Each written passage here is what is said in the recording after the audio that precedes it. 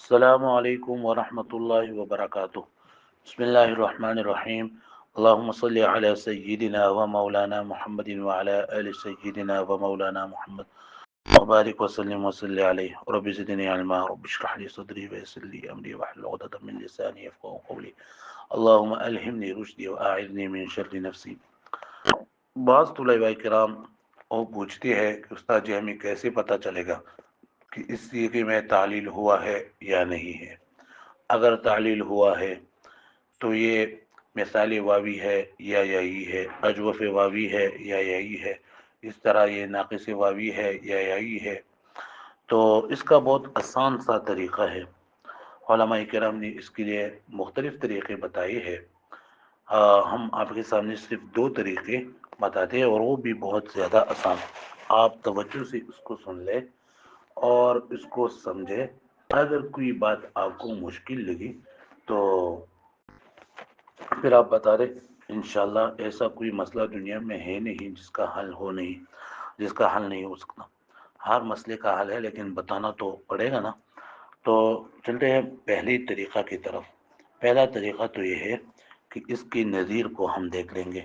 نظیر کہتے ہیں مثل کو، یعنی ہم مثل اور نظیر کو دیکھ لیں گے کہ یہ جو صیغہ ہمیں دیا ہے وہ کون سا صیغہ ہے۔ وہ واحد کا صیغہ ہے، تثنیہ کا ہے، جمع کا ہے، مذکر کا ہے، مؤنث کا ہے، غائب کا ہے یا حاضر کا ہے۔ سب سے پہلے ہم صیغہ پہچان لیں گے، اس کے بعد ہم دیکھ لیں گے کہ صحیح میں اگر ایسا کلمہ اس باب سے آ جائے تو کیسا ہوگا۔ پہلا طریقہ یہ مثال سے بات سمجھ میں آ جائیں گی انشاءاللہ۔ اور دوسرا طریقہ یہ ہے کہ ہم اس کے مصدر کو دیکھ لیں گے۔ ہم اس کے مصدر کو دیکھ لیں گے۔ اگر مصدر میں واو موجود ہو تو معطل ہوگا، پھر اگر واو فا کلمہ کی جگہ میں ہو تو یہ مثال ہوگا، عین کلمہ کی جگہ میں ہو تو اجوف ہوگا، لام کلمہ کے مقابلے میں ہو تو ناقص ہوگا۔ اس طرح مصدر میں حمزہ ہو تو محموز ہوگا، مصدر میں دو حروف ایک جنس کے ہو تو کیا ہے مضاعف ہوگا۔ جس طرح مثال کے طور پر ہم ایک صیغہ لیتے ہیں قالو، تو قالو کو ہم اس طرح حل کریں گے کہ پہلے تو یہ بتانا ہے کہ قالو آپ نے اصل پر ہے کہ نہیں۔ تو یہ تو ہمیں پتہ ہے کہ قالو صیغہ ہے جمع مذکر غائب کا۔ اب یہ جمع مذکر غائب کا صیغہ ہے اور اس کا باب ہے نصر ینصر، اور یہ فعل ماضی مثبت معلوم ہے۔ تو ہمیں یہ کرنا ہے کہ باب نصر ینصر سے فعل ماضی مثبت معلوم جمع مذکر غائب کی صیغوں کے دیکھنا ہے۔ تو ہم نے نصر باب سے جمع مذکر غائب کا صیغہ دیکھا تو ہوتا نصرو۔ اب نصرو اس کا مثل ہے اور نظیر ہے۔ تو اب قالو اور نظرو کو دیکھ لو کہ نصرو میں بھی چار حروف ہے، قالو میں بھی چار حروف ہے، لیکن یہ ہے کہ نصرو میں دوسرا حرف مفتوح ہے، نصرو میں دوسرا حرف صاد ہے اور وہ مفتوح ہے، اور قالو میں دوسرا حرف الف ہے اور وہ ساکن ہے۔ ساکن کہتے ہیں عدم حرکت کو، یعنی جس پر حرکت نہ ہو، تو قالو پر دوسرے حرف پر حرکت نہیں ہے۔ تو ہمیں پتہ چلا کہ یہ اپنے اصل پر نہیں ہے۔ اگر یہ اپنے اصل پر ہوتا تو یہ دوسرا حرف اس کا مفتوح ہوگا، ٹھیک ہے۔ اب یہ تو پتہ چلا کہ اپنے اصل پر نہیں ہے۔ اب اس کا اصل کیا ہے تو اس کے ہم مصدر کو دیکھ لیں گے۔ تو قال یقول قولا، قولا کا مصدر ہم نے دیکھا، تو قولا کو ہم نے دیکھا کہ قولا کے عین کلمہ کے مقابلے میں واو آیا ہے، واو کلمے کے عین کلمے کے مقابلے میں واو آیا ہے، تو یہ اجوف واوی ہے۔ اب واو جب آیا تو اس کا مطلب یہ ہے کہ اس باب کے جتنے بھی صیغے ہیں، چاہے وہ ماضی کے ہو یا مضارع کے ہو یا اس میں فاعل کے ہو یا اس میں مفعول کے ہو یا امر کے ہو نہیں کے ہو، اس میں دوسری جگہ واو ہونا چاہیے، اور قالو میں دوسری جگہ واو نہیں ہے۔ تو ہمیں پتہ چلا کہ یہ ناقص اجوف واوی ہے اور اس کا اصل تھا قولو۔ اب اس کا اصل ہم نے قولو جب دیکھا تو یہ قولو نصرو کے وزن پر ہوا، اس لیے کہ اس میں بھی دوسرا حرف مفتوح تھا اور قولو میں بھی دوسرا حرف ساکن آیا۔ اس طرح مصدر کے ساتھ اس کا بھی مطابقت آیا کہ قولو میں پہلا قاف دوسرا واو تیسرا لام ہے، اور قولن میں بھی پہلا قاف دوسرا واو اور تیسرا لام ہے۔ اب یہ آپ کو قانون سے پتہ چلے گا کہ قولو سے قالو کس طرح ہوا۔ تو یہ قال بہا کا قانون ہے کہ وہ متحرک ما قبل اس کا مفتوح، تو قالو ہوا، یہ سمجھ میں آیا؟ دوسرا کلمہ مثال میں ہم لیتے ہیں باعت. باعت یہ ہم نے اس کو دیکھا کہ یہ تو اپنے اصل پر نہیں ہے، اس لیے کہ سب سے پہلے اس کے صیغہ معلوم کرنا ہے. تو صیغہ یہ ہے واحد مؤنث غائب کا. اب کون سے باب سے ہے؟ باب ضرب یضرب اور فعل ماضی مثبت معلوم. تو اب دیکھیں کہ باب ضربہ سے آپ دیکھ لیں واحد مؤنث غائب کا صیغہ، اور باب ضربہ سے فعل ماضی مثبت معلوم، اور پھر اس میں واحد مذکر غائب کا صیغہ. تو ہم نے گردان پڑھا ضربہ ضربہ ضربو ضربت. تو اب ضربت میں 4 حروف ہے، باعت میں بھی 4 حروف ہے، لیکن فرق کیا ہے؟ ضربت میں دوسرا را ہے اور وہ مفتوح ہے، اور باعت میں دوسرا الف ہے اور وہ ساکن ہے. تو ہمیں پتہ چلا کہ یہ تو اپنے اصل پر نہیں ہے. اب اس کا اصل کہاں گڑبڑ ہوا ہے؟ تو با اپنی جگہ صحیح ہے، عین اپنی جگہ صحیح ہے، صرف الف جو ہے نا وہ صحیح نہیں ہے. تو ہمیں اس کا مصدر ڈھونڈنا ہے. مصدر ہم نے دیکھا کہ اس کا مصدر ہے بیعن، باع یبیع بیعن. تو ہمیں پتہ چلا کہ با تو مصدر میں بھی ہے اور فعل ماضی میں بھی ہے، عین مصدر میں بھی ہے اور فعل ماضی میں بھی ہے، لیکن یہ مصدر میں موجود ہے لیکن یہاں موجود نہیں ہے، فعل میں موجود نہیں ہے. تو اس کا اصل ہم نے نکالا کہ اس کا اصل تھا بیعت بر وزن ضربت فعلت او مثل ضربت. تو اب ہم نے دیکھا کہ بیعت، تو یہاں دونوں بات ایسی ہوئی. مصدر بھی مصدر کے ساتھ بھی اس کا مطابقت آیا کہ مصدر میں پہلا با دوسرا یا اور تیسرا عین تھا، اور یہ بھی پہلا با دوسرا یا اور تیسرا عین آیا. اسی طرح ضربو سے بھی اس کا مماثلت آ گیا کہ ضربو میں بھی پہلا 2 حروف مفتوح اور تیسرے حرف پر ضمہ، اور یہ بھی نہیں بیعت ضربت تو 3 حروف پر فتحہ ہے اور آخر میں سکون ہے. تو یہ بیعت. اب بیعت سے بعد کیسے بنا؟ تو جو قانون ہم نے ابھی بتایا قال باع والا، وہ اس میں چلا کہ یا متحرک ہے ما قبل اس کا مفتوح ہے، تو یا کو الف سے بدل دیا تو باعت ہوا. اس طرح تیسرا مثال ہم لیتے ہیں دعا. دعا دعا اس کو ہم نے دیکھا کہ دعا یا تو دال عین الف ہے، پہلے اس کا صیغہ معلوم کرنا ہے. تو دعا کا صیغہ ہے، پہلا صیغہ ہے دعا، اور یہ دعا یدعو باب نصر ینصرو سے ہے اور فعل ماضی مثبت معلوم ہے. تو ہم صحیح میں اس کو لے جاتے ہیں کہ باب نصر ینصرو سے فعل ماضی مثبت معلوم کا پہلی صیغہ آتا ہے نصارہ.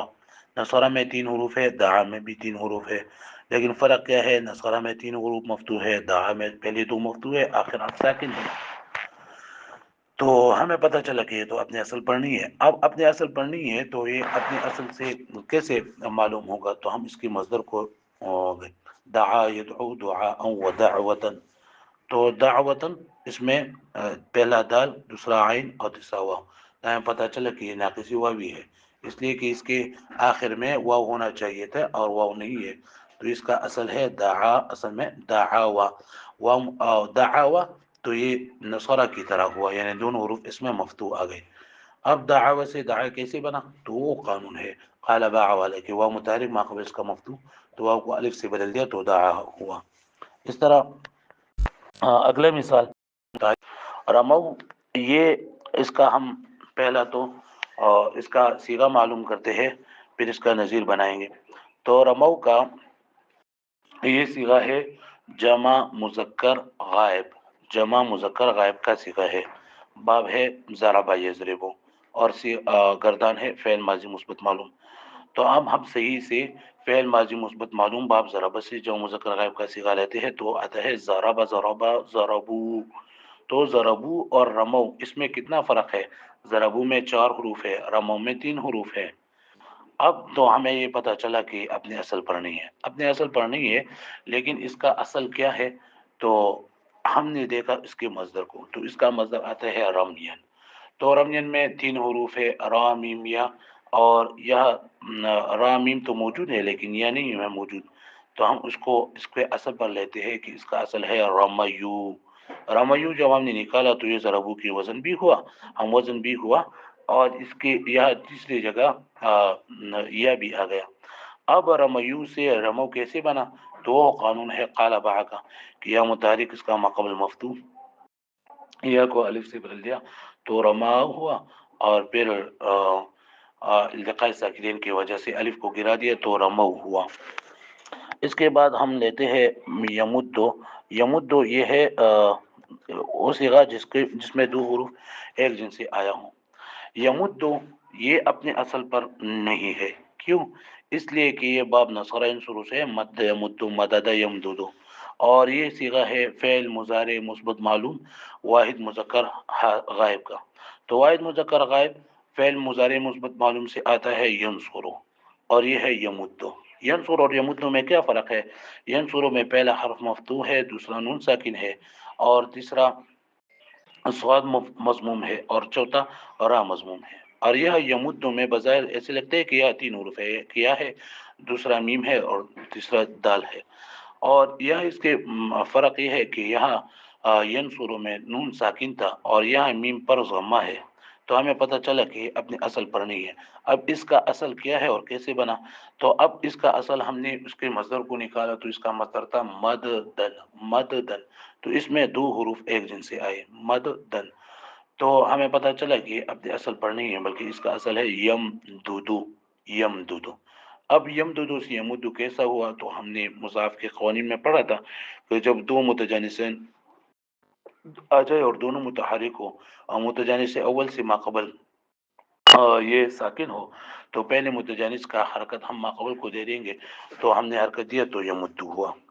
اس طرح وہ صیغہ جس میں حمزہ آیا ہو، اس کا مثال ہے آمنو۔